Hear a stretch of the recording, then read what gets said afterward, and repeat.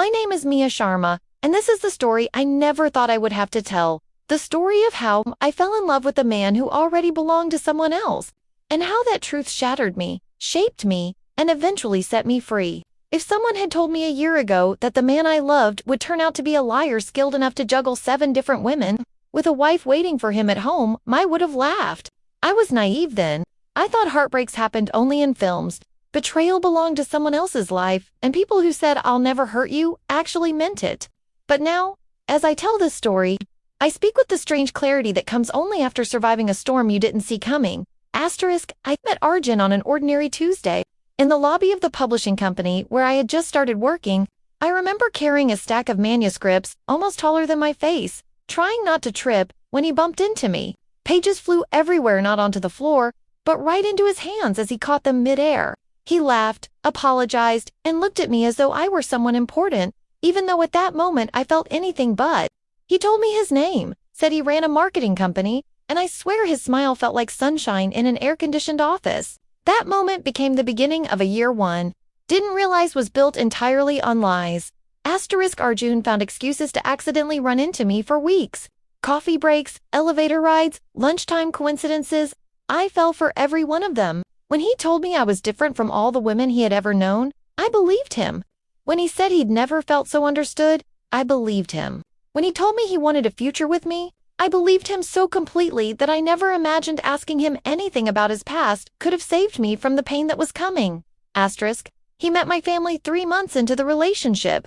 My brother Kabir looked at him with suspicion, the way big brothers do, but eventually softened. My mother liked him instantly. She was impressed by his manners and the way he helped clear the table after dinner. Even my neighbors thought we looked cute together when he escorted me home, hand in hand. For a long time, I thought the universe was finally giving me something stable, something safe. I didn't know the universe was actually preparing to teach me the most brutal lesson of my life. It began with a message. Arjun was in the shower. His phone was on the couch. I wasn't trying to snoop. I was just working on my laptop when the screen lit up with a notification. Last night was incredible. Same time next week? The sender's name was Office Team. It felt like the floor tilted beneath me. At first I thought maybe it was a prank, a forwarded message from someone's group, something that would make sense if I had context. But then another message came. Can't stop thinking about you. Don't make me wait too long. My heart broke. Not loudly, not instantly, but silently, like glass cracking under pressure. I didn't confront him, not then. I wanted to believe it meant nothing. I wanted to believe I was misunderstanding everything. For the next few days, I watched him more closely. Every time his phone buzzed, something inside me clenched. He stepped out onto the balcony to take calls. He deleted messages quickly. I asked him once who he was talking to, and he said clients with a casual smile that almost fooled me. A week later, curiosity. He left his phone unattended again, and I opened a few chats. What I found was not one woman, not 2, but several. Messages full of intimacy, emojis, hotel bookings, flirty pictures, but one message stopped my breath entirely. Your wife must be so lucky. But I still want my time with you, wife. I stared at the word like it was a foreign language.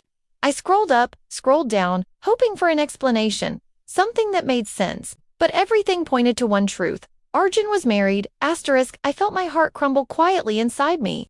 That night, lying beside him while he slept peacefully, my tears soaked the pillow in silence. I didn't confront him because I didn't trust myself not to scream or fall apart. I felt foolish, broken, small. The next day, I told Kabir, and he listened without interrupting. He didn't shout. He didn't console. He simply said, "I'll confirm it." That was the moment something inside me shifted. I was no longer crying for Arjun. I was preparing myself for the truth. Kabir followed him the next evening. He watched Arjun walk into a beautiful bungalow like he belonged there. He knocked on the door, and a woman opened it calm, graceful, dressed simply. "I'm Nisha," she said when Kabir asked if she was Arjun's wife. And then she added, with a quiet sigh that sounded like years of exhaustion, "I suppose you're here about one of the other women." The next day, I met Nisha myself. When I walked into her living room, my legs almost gave out beneath me.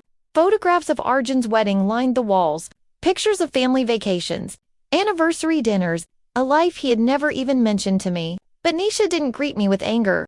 She greeted me with understanding. She poured me tea and listened to my entire story without flinching. Then she told me hers. For years, she had known Arjun was cheating. He made her doubt her sanity, manipulating her into thinking she was paranoid, insecure, or imagining things. He told her she was overreacting whenever she found inconsistencies, and he always made sure she had no financial security. Everything, the house, the business, the bank accounts, was in his name. She stayed because leaving would mean leaving with nothing. But she was smart, much smarter than he ever realized. She gathered evidence. She convinced him to transfer property into her name by pretending to be afraid of losing him. He signed everything, believing he was proving his loyalty. And then, when Kabir brought her the proof she needed, that Arjun was still collecting women like trophies, she knew it was time. I didn't know what to feeling, heartbreak, admiration for Nisha, or hatred for myself. But when she asked me, "Will you stand with me?" I knew my answer. What followed was the most emotionally heavy evening of my life. Nisha called the entire Malhotra family. Raj and Sunita, his parents, arrived looking concerned. His Aunt Kiran was practically vibrating with curiosity. Kabir sat beside me, his hand steady on my shoulder. When Arjun walked in, humming like nothing was wrong, and saw all of us there, the room finally held the truth that should have come out long ago. I spoke first. My voice shook, but I told everything: how we met, how he lied, how I discovered his marriage. Then Nisha laid out the proofs. Every message, every hotel booking, every call log, every woman's name. The silence that followed was suffocating. His mother cried. His father stared at him like he didn't recognize him. His aunt whispered dramatic prayers under her breath. Arjun tried to deny it at first, then tried to minimize it, then tried to charm his way out, until Nisha pulled out the final blow: the divorce papers and the property documents transferring everything into her name. The look on his face, that collapse of arrogance, that sudden understanding that the world he built on lies was falling apart, was the first moment I felt peace in days. He looked at me for support, but I shook my head. "I loved who you pretended to be," I said, "not who you are." He left the house that night with nothing but the bag he had walked in with. And strangely, watching his back as he disappeared out the door, I didn't feel triumph. I felt release, freedom, a quiet strength I didn't know I had. Nisha hugged me before I left, whispering, "We weren't broken.